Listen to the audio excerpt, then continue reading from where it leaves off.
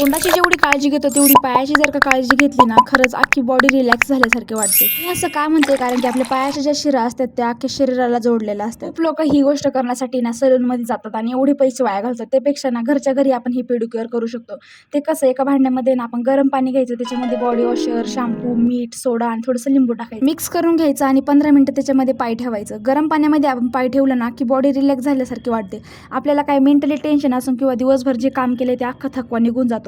तुम्ही पण हे घरच्या घरी ना 15 दिवसातून किंवा महिन्यातून एकदा करू शकता. खरंच बॉडी पण रिलॅक्स होते आणि मन पण एकदम शांत होतं. 15 मिनिटं पाण्यात पाय ठेवल्याच्या नंतर ना मी नख वगैरे काढून घेतली. माझ्याकडे एक माझा जुना ब्रश होता, तर तेच ना नख वगैरे घासायला बरं पडतं, कारण की मोठ्या घासणीनं वगैरे ना ती अजिबात निघत नाही. नखांमधली घाण असो किंवा पायाची ही घाण असो, सगळं काही ना ह्या घासणीच्या सहाय्याने मी घासून घेतले. त्याच्यानंतर ना हे रेझरनी ना आपली डेड स्किन वगैरे सगळे काही निघून येते. एवढ्या वर्षाच्या जर्नीमध्ये मी एकदा पण सलूनमध्ये पेडिक्युअर केलं नाही आणि ना मी घरच्या घरीच करते. कामं तर प्रत्येकालाच असतात, पण महिन्यातून एक दिवस आपल्यासाठी काढायचा आणि ना असं काहीतरी केलं ना खरंच खूप भारी वाटतं. नंतर मी मॉइश्चरायझर वगैरे लावून घेतलं.